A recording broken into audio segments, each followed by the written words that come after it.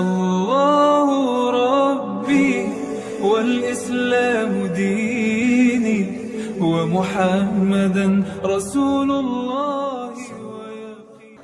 Itulah maksudnya la sholata illallah, la yazkurullah illallah, la ma'bud illallah. Tidak ada yang sholat, tidak ada yang ingat, tidak ada yang menyembah, melainkan hanya Allah semata-mata. Disitulah letaknya Allah itu, wujudnya qiyamuhu binafsihi. Nah, pada makom itu Bapak Ibu, la sautan wala harfun itu. Tidak ada lagi suara, tidak ada lagi kata di situ. Itulah sempurnanya syahadat Bapak Ibu itu. Ya.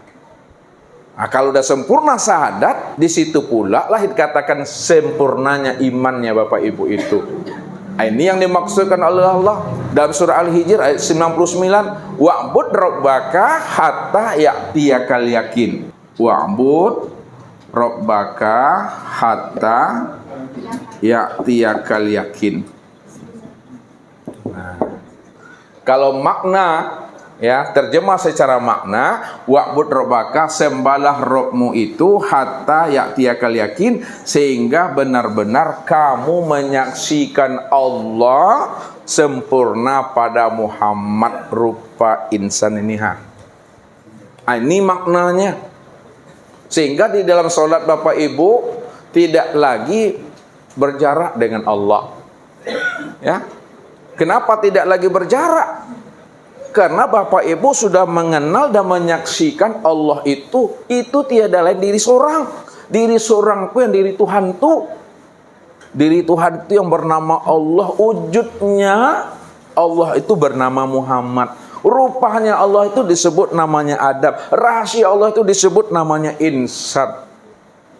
Satu juga orangnya itu. Nah, itu memandangnya Bapak Ibu. Jadi asik Bapak Ibu di situ. Ya, jadi itulah makna dan pahamnya. Siapa yang sudah menyaksikan aku di dunia, maka di akhirat dia juga sudah pasti menyaksikan aku. Siapa yang telah menyaksikan aku di waktu hidupnya, maka di waktu matinya pun dia telah menyaksikan aku, kata Allah. Sama enggak Tuhan yang Bapak lihat, yang Ibu lihat di dunia nanti di waktu hidup, setelah kita mati nanti di akhirat atau di alam barzakh, sama enggak? Sama atau beda? Sama. Nah, memandang samanya, melihatnya kemana? Pada diri sendiri. Diri sendiri itu dari siapa? Dirinya Allah tuh. Itu duduk pahamnya Bapak Ibu. Nah, makanya iman itu tidak bisa kata si A, kata si B, kata si Anu, kata si Ana. Ya? Iman itu pada diri sendiri. Ya. Di dalam ini duduknya. Itu yang katakan iman. Betul-betul menyaksikan pada diri sendiri itu. Berpeganglah Bapak Ibu itu sampai habisnya usia umur. Ya, jangan bergeser lagi di situ. Ya, walaupun Bapak Ibu alun pulang, lah itu, Bapak Ibu alun pulang, namun hakikatnya Bapak Ibu adalah kembali itu. Saya ngerti itu Pak Haji itu. Pak Haji itu walaupun lalu mati Pak Haji, tapi diri beliau lah kembali. Tubuhnya belum pulang lah dah. Tuh dia sadar. Tubuh masih di bumi ko baru, tapi batin Allah kembali. Allah mengenal, Allah menyaksikan sesadar-sadarnya bahwa Allah itu nih sempurna zahir dan batin itu pada dirinya itu. Itu yang Ustaz maksud. Ya, Bapak Ibu sebenarnya Allah kembali, tapi tubuhnya belum pulang dah. Itu maknanya pulang dan kembali.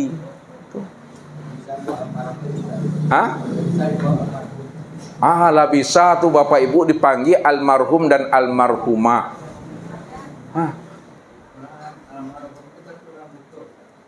Almarhum kalau orang yang buta, Bapak gitu?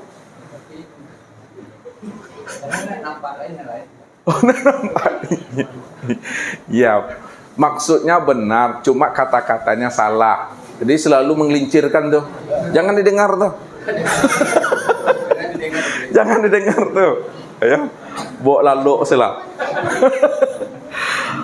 Makanya yang menyesatkan selalu jamaah itu bisa sesat itu kadang kata-kata guru itu tidak jelas dipahami. Maksudnya apa? Kata-kata menyesatkan. Orang yang sudah makrifat, orang yang sudah mengenal Allah, haram bagi bapak ibu ini sholat dan beribadah. Itu kata menyesatkan tuh. Orang yang telah mengenal Allah, haram bagi dirinya sholat. Itu belum titik tuh bapak ibu. Kalau kita hanya cukup memahami sampai di situ, haram bagi orang yang makrifat untuk sholat. Di situ yang membuat awak anyut tuh bapak ibu. Maksudnya, lihat maksudnya, supaya bapak ibu jangan tertipu dengan kalimat itu. Maksudnya, orang yang sudah makrifat haram bagi dirinya sholat. Maksudnya itu bukan berarti bapak ibu tidak sholat. Nah, itu maksudnya. Bapak ibu tetap sholat, tetap beribadah. Namun yang sholat dan beribadah itu bukanlah diri bapak ibu. Kalaulah diri bapak ibu yang merasa diri bapak ibu yang sholat, disitulah letaknya haram bagi diri bapak ibu itu sholat. Inilah makna yang disampaikan Allah. Fawailul lil musallin. Nerakawilah bagi orang yang merasa dirinya yang sholat. Jadi tetap kita sholat, tetap kita beribadah. Namun sholat dan beribadah itu bukanlah nyatanya keakuan diri kita, akan tetapi nyatanya keakuan diri Allah. Itu maksudnya bapak ibu. Jadi kalau nggak disampaikan paham itu sampai kepada titiknya, itu yang membuat kita itu tergelincir, ya kan? Kenapa? Karena tidak semua orang bisa memahaminya. Ya. Sedangkan letarang menyampaikannya tidak juga ngerti lah, boleh mencari surah. Itu yang dolun dua dolun. Sesat lagi menyesatkan itu. Ya, yang lah jale barangku ragu jo baru. Apole barang yang disembunyikan. Tambah sesek beko bapak ibu. Bahasanya kan mencari setitiaknya. Yang main titiak tuh. Pokok titiak lah. Awak ingin mencari titik atau ingin mencari Tuhan? Ingin mencari Tuhan, bukan mencari titik. Titik itu kias saja tuh bapak ibu. Tuh. Dari titik itulah munculnya segala yang wujud. Siapa yang titik sejati itu aku, kata Allah. Itu disebut namanya wahdatul wujud. Itu yang disebut namanya wahdatul syuhud. Wahdatul wujud, waktu suhud, walaupun sebutannya berbeda, namun makna hakikatnya satu. Wahdatul wujud itu satu wujud. Tak boleh dua wujud. Kalau masih ada dua wujud, terpandang wujud yang lain selain dirinya Allah, berarti belum dikatakan wahdatul wujud, belum mengesahkan Allah di situ. Ya. Yang wahdatul wujud itu hanya Allah saja di situ.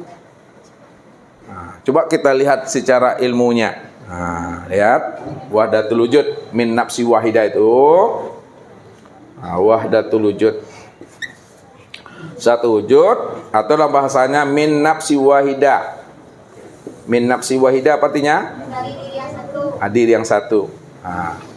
Kalau kita pandang dari sisi syariat, diri yang satu itulah namanya Adam. Itu satu wujud tuh. Ya, min nafsi wahidah, diri yang satu atau satu wujud dalam pandangan syariat, itu yang disebut namanya dengan Adam. Dari Adam itu baru zahilah namanya Hawa. Dari Adam dan Hawa barulah terlahirnya kita. Itu diri yang satu. Jadi seluruh manusia itu asalnya daripada Adam dan Hawa. Hawa itu asalnya daripada Adam. Itu diri yang satu. Pandangan hakikat, wahdatul wujud, satu wujud atau satu diri, itu bukan Adam. Itu tiada lain adalah Muhammad. Itu dia. Muhammad itulah asal dari segala yang ada. Muhammad itulah asal dari segala diri. Muhammad itulah asal dari segala yang wujud. Ana minallah wal mu'minuna minni. Ana minallah wal alam minni. Apa kata Nur? Apa kata Muhammad? Aku langsung daripada zat Allah, sedangkan orang mukmin langsung dari diriku. Aku langsung daripada Allah, sedangkan alam daripada diriku. Ini yang dikatakan. Nur Muhammad inilah awal mulanya kejadian. Maksudnya apa? Yang pertama kali diciptakan dan dijadikan Allah sebelum adanya aras, sebelum adanya luh, kursi, mahfuz, surga, neraka, sebelum adanya langit dan bumi, sebelum ada namanya malaikat, sebelum ada namanya iblis, syaitan, jin, makhluk, itu tidak lain adalah Nur Muhammad. Maka Nur Muhammad inilah asal dari segala-galanya Bapak Ibu. Ini yang diri yang satu. Ini yang wahdatul wujud, diri yang satu. Wujud yang satu. Nah, pandangan secara makrifat. Nah, jangan tertahan di sini. Jangan tertahan pada pandangan kepada Adam. Jangan terhenti pula pandangan kepada Muhammad. Pandang lagi di sebalik Muhammad itu yang dikatakan wahdatul wujud atau min nafsi wahidah itu adalah Allah. Nah, Allah itulah asal dari segala sesuatu. Allah itulah asal dari segala penciptaan dan kejadian. Kalaulah Allah asal penciptaan, Allah asal segala kejadian, Allah asal segala sesuatu, maka Allah itulah yang titik itu yang sebenarnya. Allah itu yang titik yang sebenarnya. Wujud yang satu tuh, yang diri yang satu, itu dia Allah tuh. Nah, cuma menyampaikannya satu titik, mencari titik. Akan berkias bahasanya itu. Kalau nggak dihantarkan, titik itu banyak. Titik yang mana yang dicari titik ba, yang dicari itu titik apa? Nah, bingungnya Bapak Ibu tuh. Ya, karena memang segala sesuatu itu daripada titik semuanya. Nah, kita lihat lagi. Al-Quran ada berapa juz tuh? 30 juz. 30 juz itu terhimpun kandungannya di mana? Hah? Iya, di dalam Al-Fatihah. Nih. 30 juz itu kandungannya di dalam Al-Fatihah. Al-Fatihah itu kandungannya di mana tuh isinya? Hah? Di Bismillah.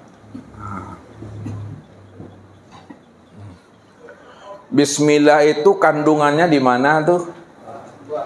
Di huruf ba. Ba itu kandungannya di mana? Di alif. Alif itu kandungannya di mana? Di titik. Titik itu kandungannya di mana? Di kosong tuh dia. Ya, jadi yang kosong tuh yang sabana titik tuh. Pak menurut itu, yang kosong tuh yang sebenar titik. Dari kosong itulah munculnya segala yang wujud. Ya, yang kosong tuh munculnya segala yang wujud. Itu yang titik tadi itu. Kita lihat yang kosong tuh muncul dari segala yang wujud. Ini kosong, ini kosong. Dari kosong itu muncullah titik segala yang wujud. Lihat, nah dari kosong titik dia. Artinya tuh, huwa, huwa. Kosong itu yang Tuhan tuh. Yang kosong itu yang Tuhan. Bukan berarti dia tidak ada. Bukan berarti dia tidak nyata. Dia ada, dia nyata. Namun belum bisa dikenal, belum bisa disaksikan, belum bisa dianalisa dan disebut. Baru yang kosong itu betul-betul nyata, dia bisa dikenal, bisa dilihat, bisa disaksikan, dan bisa dibicarakan setelah dia wujud. Nah, dari kosong muncul titik wujud. Maka segala yang wujud itu yang disebut namanya Allah. Huwallah. Segala yang wujud itu yang Allah. Kenapa segala yang wujud itu Allah? Karena dia cuma yang ada. Maksudnya, karena dia cuma yang ada, maka disebutlah namanya Ahad. Sebut namanya Ahad. Ahad itu artinya Esa, tunggal, tidak ada duanya, ya. Beda dengan wahid. Kalau wahid, Esa satu ada duanya. Tapi kalau Ahad satu tidak ada duanya itu. Kul huwallahu wahid ada. Kul huwallahu wahid.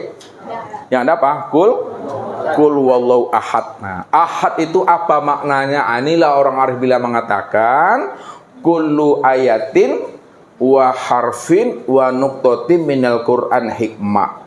Setiap ayat, setiap huruf, setiap titik daripada Al-Qur'an itu ada rahasianya, ada hikmahnya. Ahad itu ada berapa huruf, ibu-ibu? 3. Apa itu pertama? Alif. Apa lagi? Apa lagi? Ada maknanya. Alif itu, ini bukan ilmu otak-atik ya, bukan ilmu cocok logi, ini ilmu hikmah. Alif itu, itulah maknanya Allah. H itu maknanya Muhammad. Dal itu maknanya adalah Adam. Allah, Muhammad, Adam. Allah itu namaku, Muhammad itu wujudku, Adam itu rupaku. Aku itu Tuhan. Nah, makanya sebelum dia dikenal, sebelum dia bisa disaksikan, siapa nama Allah, Muhammad, dan Adam itu? Namanya adalah Ahmad. Ini dia Ahmad. Itu nama batinnya tuh. Ya. Nama batinnya Ahmad. Tapi setelah bisa dikenal, setelah bisa dilihat dan disaksikan, barulah Muhammad. Ahmad itu berganti nama dengan Muhammad.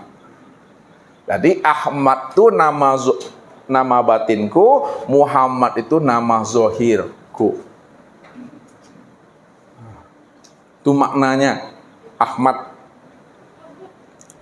Disempurna tuh Bapak Ibu pada diri Bapak Ibu sendiri. Mungkin itulah Bapak Ibu makna syahadat itu yang sebenarnya. Ya, makna syahadat itu betul-betul menyaksikan Allah dan Muhammad sempurna pada diri sendiri. Jadi tak boleh memandang kemana-mana.